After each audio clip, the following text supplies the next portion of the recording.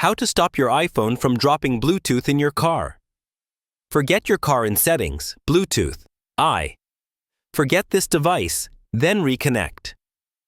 Restart your car's infotainment system or turn the car off and back on.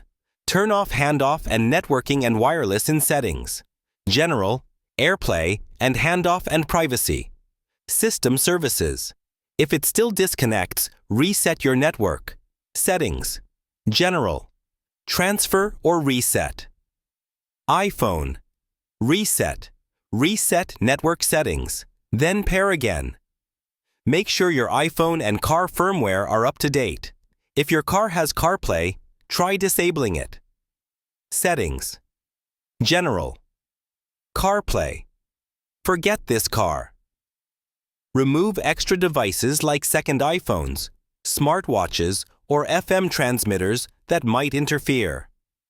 Please like and subscribe.